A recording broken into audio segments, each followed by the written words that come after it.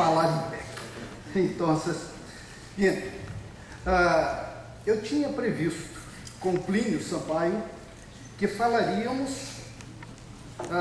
eu pegaria o contexto mundial, porque o título é Situação Sociocultural, Econômica e Política do Continente, no contexto mundial. Telefonei para ele e disse: Plínio, eu pego o contexto mundial e seus impactos mundiais. Ele disse: eu pego o tema do continente. Então, a mesa vai ficar um pouco pela metade, porque eu não posso de uma hora para a outra improvisar a parte do continente. Mas não é problema, vamos pegar o contexto mundial e depois as contribuições de vocês facilitarão entender o que está se passando em nosso continente. Bem, eu tomo como ponto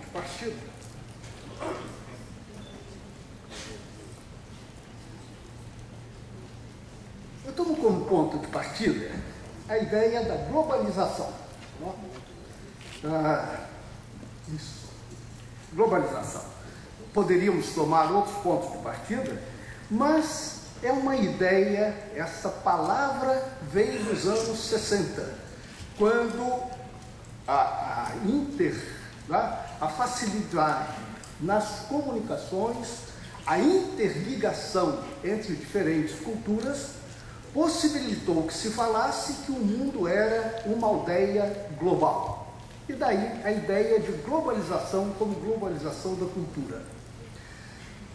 Em 1989, a queda do Muro de Berlim, depois o fim do socialismo soviético e o fim da Guerra Fria, levou a uma outra ideia, uma ampliação da ideia do conceito de globalização, que é a globalização do mercado.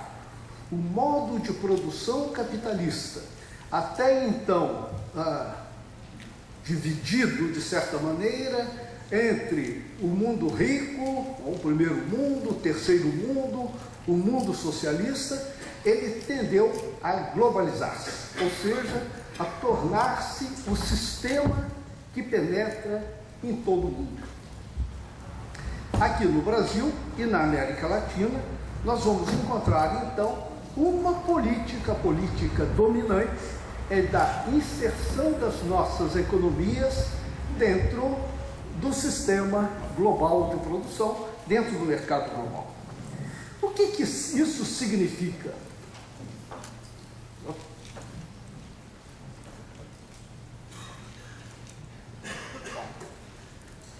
O capitalismo, ele é, por natureza, ele tende a crescer. Podemos fazer uma brevíssima história do capitalismo, lembrando que ele nasce no norte da Itália, século XIV, XV, cria as bases do comércio mundial no século XVI, são as grandes navegações, a colonização da América, África, parte da Ásia e depois da Oceania. É na sua forma, então, mercantilista, é um capitalismo ligado ao Estado. No século XVIII, ele provoca a Revolução Industrial, chegando, então, a grandes transformações, é um capitalismo na sua forma liberal. No século XIX, são os séculos das revoluções cultural e políticas, e que traz a maturidade do capitalismo no século XX, quando ele atinge a sua forma, por um lado, de bem-estar social, sua forma de capitalismo de Estado no modelo socialista, e também a sua forma mais recente, que é a forma neoliberal. Ao longo de toda essa história, o modo de produção capitalista passa por polos diferentes. No primeiro momento são cidades do norte da Itália, no segundo momento Amsterdã, no terceiro momento Londres, no quarto momento Nova York, e se pensa se o próximo polo central do capitalismo, chamada economia verde, que eu quero aqui abordar, não será a própria China, ou alguma cidade da China, provavelmente Pequim. Mas eu não vou falar aqui da história do capitalismo, e sim da sua lógica necessariamente expansionista. capitalismo, ele só pode funcionar crescendo. Seu primeiro teórico, Adam Smith, tem uma frase excelente, que eu acho que muito inspiradora. Ele diz: não é a generosidade do padeiro que o faz levantar-se de madrugada para fazer o pão. É sim a sua vontade de lucrar. Ele levanta cedo, faz o pão, porque sabe que, tendo o pão quentinho, todos o vão querer comprar. Se muita gente comprar o pão, ele terá lucro, e é isso que ele quer. Ele quer lucrar. Todo empresário sabe que, se contratar trabalhadores e adotar as melhores técnicas de produção, ele vai lucrar. Então, a lógica capitalista é essa: produzir cada vez mais, vender cada vez mais para ter o lucro. Não há sistema de mercado sem lucro. Ora, isso significa que ele tem que incorporar cada vez maiores setores do mundo, seja como produtores, seja como consumidores e consumidoras. Essa daí é a lógica do capitalismo. Produzir, e de uma maneira irresistível, porque ele consegue produzir o desejo de consumir cada vez mais, por meio da propaganda. Então, nesse sentido, ele parece irresistível. Todos nós queremos consumir cada vez mais, e cada vez mais, e cada vez mais. E aí vem o problema. O problema das externalidades é que o capitalismo, ou o mercado, a produção do mercado, não produz apenas bens para o nosso consumo. O processo produtivo supõe sempre extrair, transformar, consumir e descartar. Esse descarte, o jogar fora o que não interessa, esse descarte está se começando a se transformar hoje num problema. É o problema do lixo, a destruição da biodiversidade e esses outros problemas que estou falando aqui, que aqui é o mais importante, é percebido pela economia como uma externalidade. Ou seja, isso não faz parte da economia. Isso são fatores externos à economia. São fatores que não são contabilizados como custo na produção. O lixo, o veneno, a morte de pessoas, a extinção de espécies, a poluição da água, a poluição do ar, ou o dano à saúde humana, isso não é um problema econômico, isso é um problema externo ao mercado. São chamadas externalidades do mercado.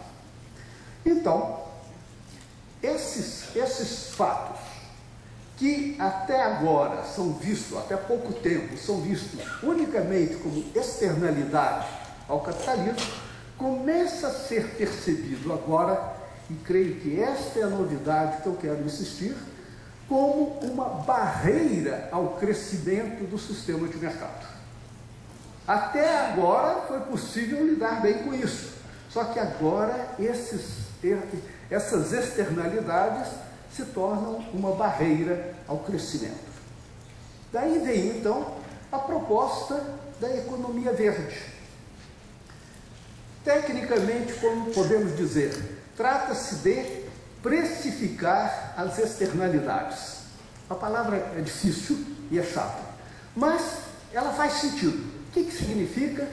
Colocar preço nos custos ambientais da produção econômica.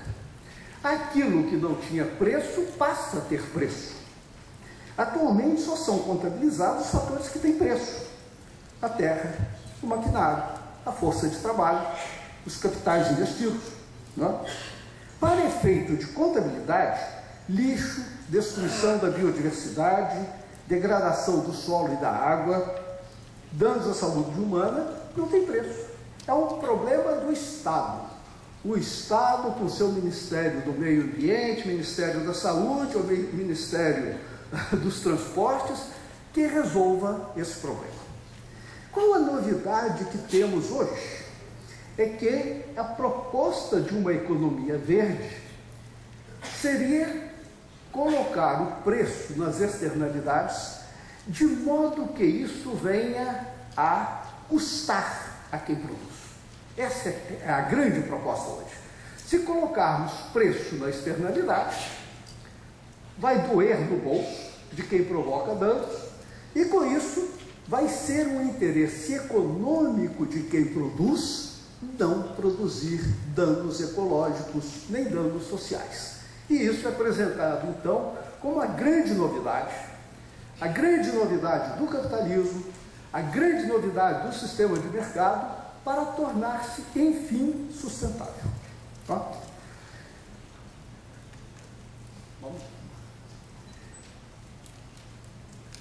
Vamos fazer então uma pequena crítica. Será que funciona mesmo? Primeiro que tem um problema. O direito ao lucro, a economia verde assenta-se sobre esses três pilares. O lucro, a atenção aos sociais, ao social, aos fatores humanos e a proteção ao meio ambiente. E os três são colocados como igualmente dignos de direito. Ou seja, é preciso atender ao lucro, ao meio ambiente e aos seres humanos. Já se coloca os três no mesmo patamar de igualdade. Mas o segundo problema é que trata-se, enfim, de cercar a natureza e privatizá-la. Privatizar os bens comuns, a água, o ar, a biodiversidade, ondas, né, que aí estão, patentes, conhecimentos ancestrais, tudo isso passa a ser privatizado, pode se tornar objeto de compra e de venda. Ora, quem é que poderá comprar esses bens comuns que serão então disponibilizados? São as grandes corporações que se tornarão cada vez mais proprietárias de todo o planeta. Ou seja, a primeira consequência disso seria a concentração do poder econômico e político nas grandes corporações. Ora, não é difícil prever que essa concentração do poder nas grandes corporações levará ao aumento da competição entre elas na medida em que os recursos vão diminuir. Se diminuem os recursos e aumenta a competição, não temos nenhuma dificuldade de prever que estamos caminhando para um clima de muitas guerras. E é só lermos os jornais, só lermos as notícias e veremos que os orçamentos militares não diminuem, não se fala mais de desarmamento, não se fala sequer em controle do comércio de armas. Um artigo que saiu há pouco tempo dizia: o comércio mundial de bananas é regulamentado, o comércio mundial de armas não. Então, aí está o problema. Tá? Agora, essa privatização dos bens comuns seria, sem dúvida, uma saída para a crise financeira hoje, em que grande quantidade de capital está aplicado em derivativos, que são bens virtuais. Essa quantidade de capital seria aplicada, então, não mais em bens virtuais, mas nos bens comuns, então privatizados. Ou seja, a economia verde daria um novo fôlego ao sistema mundial de mercado. Esse é o caminho em que o mundo vai hoje. Essa ideia da economia verde saiu na reunião do Rio+20, não foi aprovada, mas já foi levantada. Ela tem o apoio da ONU, o apoio de organismos internacionais e, é claro, há movimentos. Aqui no Rio se fez a cúpula dos povos para se pensar e qual a alternativa a essa economia verde. Aqui é o problema que queria levantar, porque é um desafio a nós, cristãos, que, um pouco como no livro do Apocalipse, lemos os sinais dos tempos, para dizer que existe um novo céu e uma nova terra, será que nós podemos fazer uma leitura dos sinais dos tempos aqui e dizer que um novo mundo é possível? Eu devo dizer, é difícil.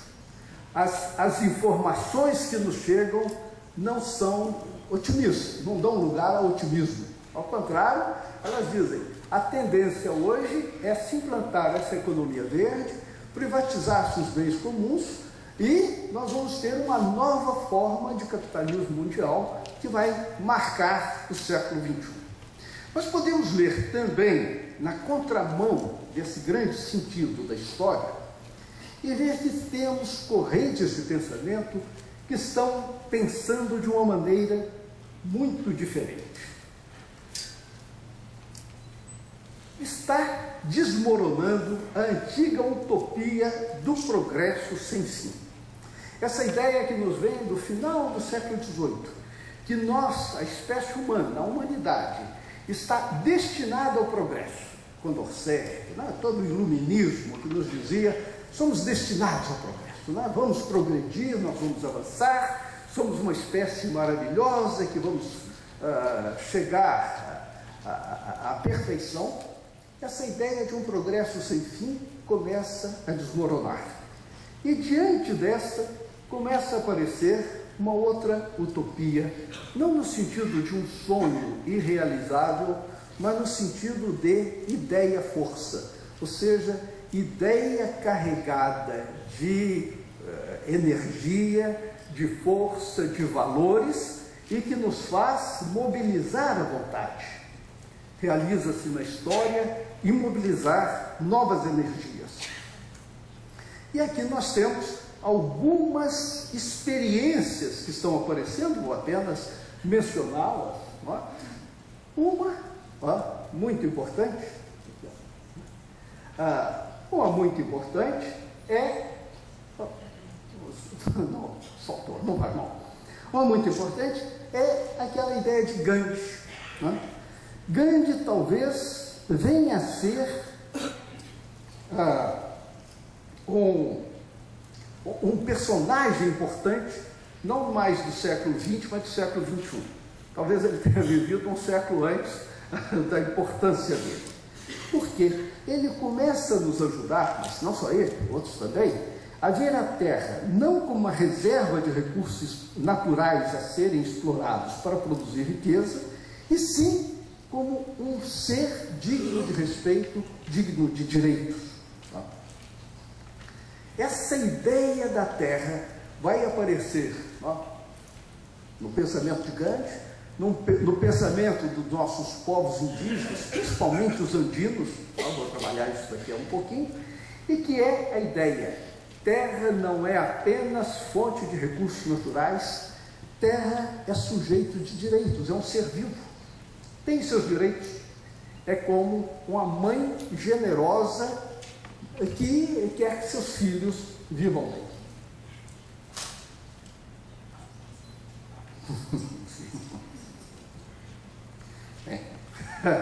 Um pouco como previsto, não vinha Plínio, mas eu não vou seguir tranquilo, não. Eu vou terminar a minha parte e depois talvez possamos abrir mais tempo para o debate, outras contribuições. Então, nós estamos a fazer hoje, a iniciar um outro paradigma de pensamento. Nesses outros paradigmas, nós vamos buscar, então, exemplos. E o que nós temos que pegar? Os dados concretos que aí estão, dados de 2010. A produção, o valor total da produção mundial é algo como 63 trilhões de dólares. Não sabemos o que é isso. Aliás, não sabemos o que é 1 bilhão. E não sabemos mal o que é 1 milhão.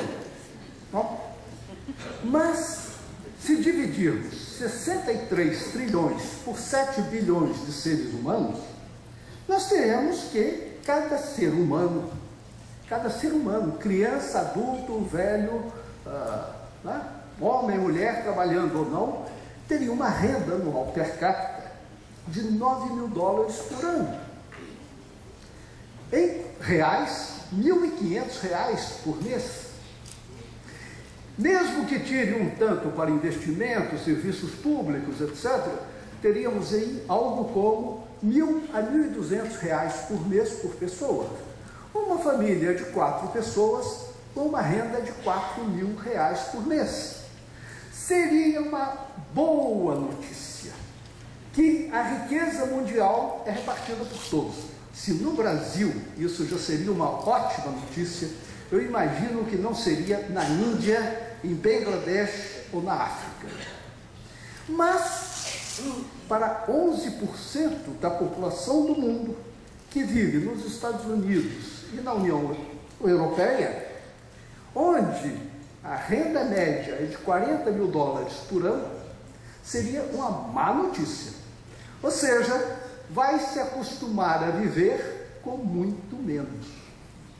Isso, para não falarmos dos bilionários, para quem essa seria uma péssima notícia, repartir a riqueza. Ou seja, riqueza o mundo tem. É possível repartir? É. Deseja-se repartir? Não.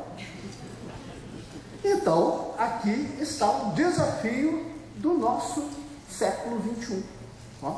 Não se trata mais de crescer, crescer, crescer, mas de se desenvolver bens que não exijam esgotar os recursos da terra, mas que possibilitem uma vida gostosa, uma vida feliz. E aqui é que vem então as experiências, né? Eu antecipei um pouquinho. Gandhi,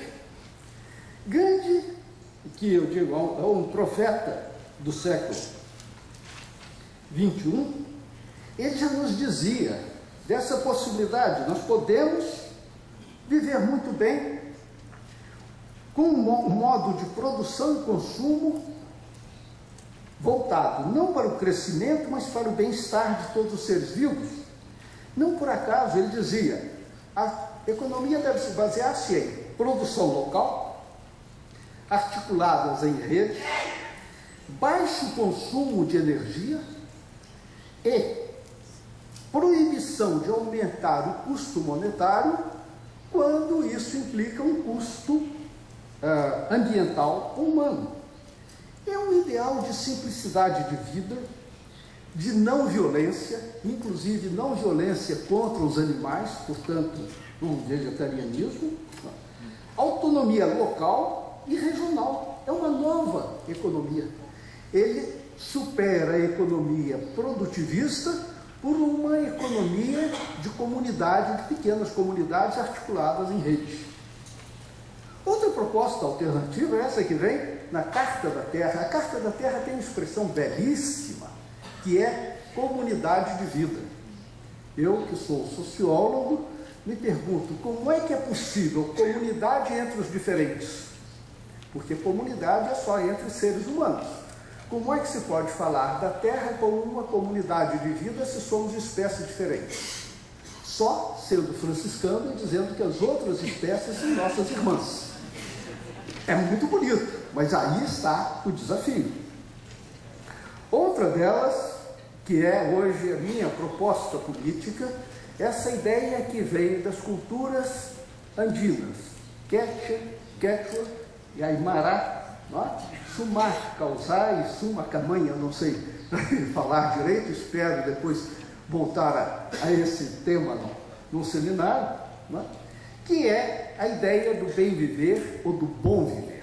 Ou seja, essa ideia que nasceu nas lutas na Bolívia e Equador contra as políticas neoliberais foi recuperar, esses povos indígenas recuperaram na sua tradição cultural um ideal de vida boa, de bom viver.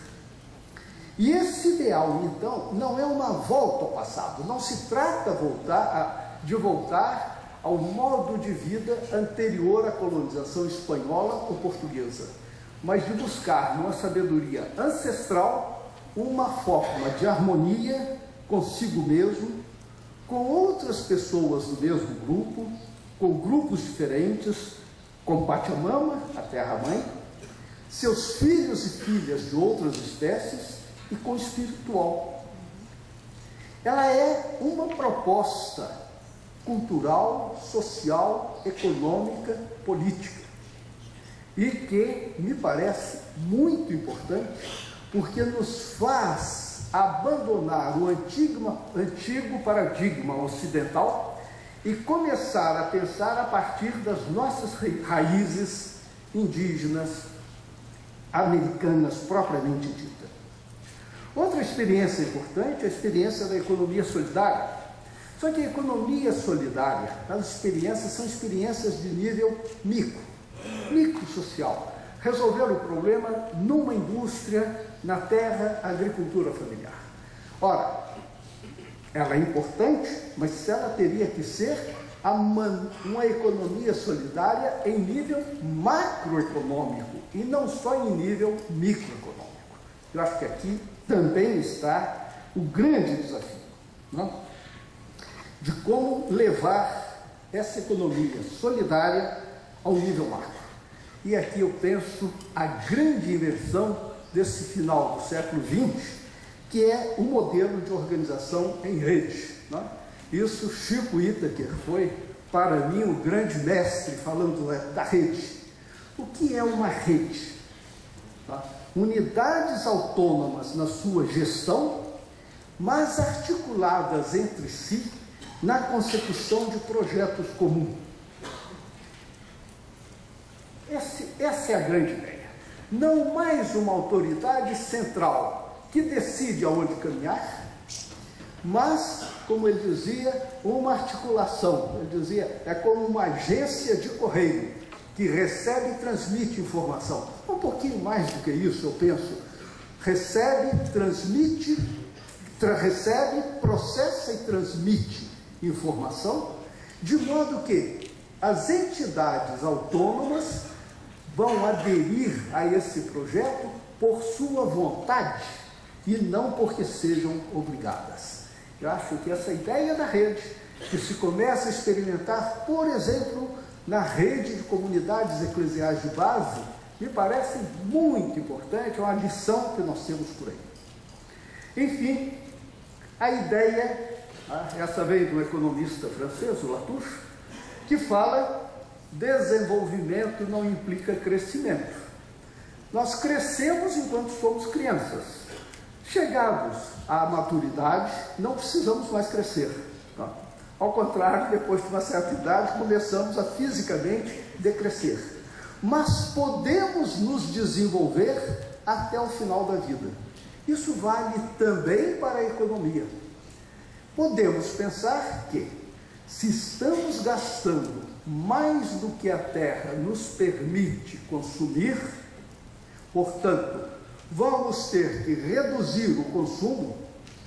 O grande planejamento econômico hoje é o planejamento do decrescimento econômico. Como vamos fazer nossas economias decrescerem de maneira equilibrada, pensando globalmente?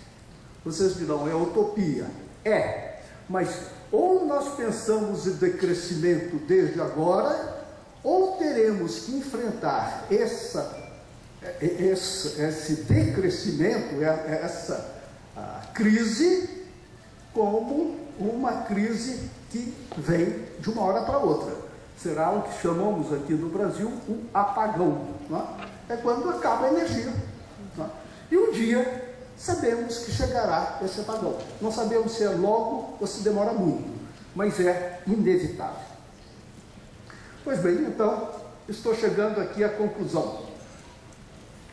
Como é que essa proposta de economia verde interpela o cristianismo? Nós temos hoje que pensar novas alternativas de pensamento. A economia verde traz um novo fôlego ao capitalismo.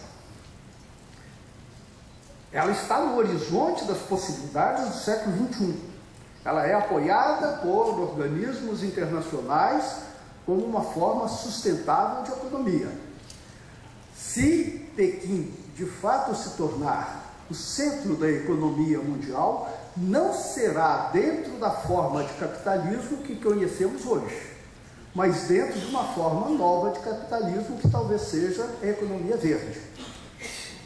Seria por aí. As outras alternativas de um outro mundo possível estão ainda em gestação, em experiência.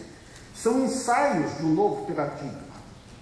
E elas nos interpelam como possibilidades do reino de Deus na história. Somos convidados, somos convidadas a entrar em parceria com outros grupos que estão buscando essa alternativa.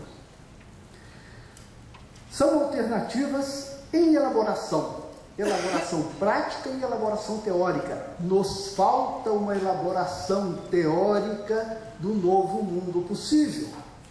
Estamos tentando, estamos tateando. Ora, só pode contribuir no processo quem está dentro do processo. Não adianta ficar de fora, na academia, nas universidades, pensando teoricamente, se não se faz a teoria da prática. Assinalo, portanto, como sociólogo e como cristão, os dois pontos onde a contribuição do cristianismo hoje me parece mais importante. O primeiro é a construção de um novo paradigma de valores. Nos habituamos tanto ao paradigma que tem na pessoa individual a base dos valores e direitos que regulam nossas relações. Inclusive no catolicismo se fala, salva a tua alma.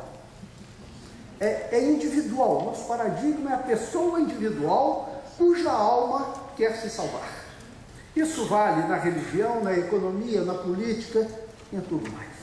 Ora, essa concepção, ela vem junto, Weber diria, tem afinidade eletiva com o sistema econômico de mercado, que é a liberdade de comprar e vender. A liberdade para a economia é comprar e vender. Se eu posso comprar o que eu quiser, eu sou livre. Se eu posso vender o que eu quiser, eu sou livre. Então, um novo paradigma de pensamento que nos permita ir além desse paradigma de direitos individuais e até mesmo de direitos humanos, para pensarmos o direito da terra, incluir outros sujeitos numa ética planetária como sujeitos e não apenas objeto de direito. Eu tenho a impressão que nós temos aí um grande desafio para nós que somos seguidores e seguidoras de Jesus. O segundo ponto é que, queiramos ou não, gostemos ou não, é certo que o crescimento da produção está chegando a seu limite. E isso vai acarretar escassez. As próximas gerações viverão com menos abundância de bens do que nós estamos vivendo. Ainda que a economia verde aumente o crescimento do PIB pela precificação das externalidades, isso vai trazer mais concentração do que aumento da riqueza e qualidade de vida. A menos que haja uma drástica redução da quantidade de pessoas no planeta. Se calcula que se em vez de 7 bilhões fôssemos 2 bilhões, poderíamos viver muito bem no planeta Terra. O problema é saber quem serão os 5 bilhões a serem eliminados. Então, se não desejamos isso, se não desejamos eliminar 5 bilhões de pessoas, né, o que, pelo cálculo de probabilidade, significaria que nós provavelmente teríamos mais chance de sermos eliminados do que eliminarmos, né? Essa perda de bens vai significar empobrecimento. Ora, na nossa cultura, pobreza é sinônimo de infelicidade. E aqui, nesse contexto, a opção pelos pobres tem uma dimensão profética. porque ela pode anunciar e testemunhar na contramão do processo produtivista e consumista de hoje, que ninguém precisa ser rico para ser feliz. Podemos ser ricos e podemos ser felizes vivendo numa situação não de miséria, não de fome, como nos lembrava muito bem ontem o João Sobrinho. Na fome e na miséria ninguém será feliz, mas numa pobreza podemos ser felizes. Nossas comunidades, nossos povos indígenas nos mostram isso de muitas maneiras. Só que nós não temos condições, não sabemos como proclamar isso em alta voz para toda a sociedade, que é possível ser feliz sem ser rico. E aqui me parece um desafio para a teologia da libertação. Há 40 anos ela vem trabalhando a questão da opção pelos pobres, e vem trabalhando muito bem. Mas agora a conjuntura começa a ser outra. A vida na pobreza. E eu tenho a impressão que essa é a missão da nova geração de teólogos, teólogas, cientistas da religião, a seguir adiante com novas e melhores categorias de pensamento, capazes de responder a esse desafio da economia verde e que condena à morte os pobres e muitas espécies vivas. Bom, essa era a introdução que eu tinha preparado para a fala do Plínio, porque ele pegaria justamente de como esse impulso de um crescimento econômico desenfreado vem atingindo os nossos países, as nossas sociedades, as nossas economias. Ou seja, quando se coloca aqui no Brasil, se fala, gostemos ou não gostemos da energia elétrica, nós precisamos dela. Por isso, vai ser construída a usina de Belo Monte. Gostemos ou não gostemos do agrotóxico, ou gostemos ou não gostemos da agricultura organicamente modificada, os transgênicos, eles vão ser implantados. Gostemos ou não gostemos do agronegócio, precisamos dele para crescer. Gostemos ou não gostemos das grandes minerações que devastam a terra, eu que vivo no estado de Minas Gerais, sei que as minas continuam, mas as Gerais cada vez menos, porque são privatizadas. Então, gostemos ou não da mineração, o Brasil está sendo exportado para a China em forma de minério, em forma de energia. Então, mesmo governos que se elegem num programa de esquerda são obrigados, pela lógica produtivista do mercado, a desenvolver esse sistema de produtivista e consumista. Como é que nossos povos vivem nessa contradição? Creio que agora, se a gente passar as intervenções da plateia, talvez se supra bem a ausência do Plínio, que teria preparado isso. Muito obrigado.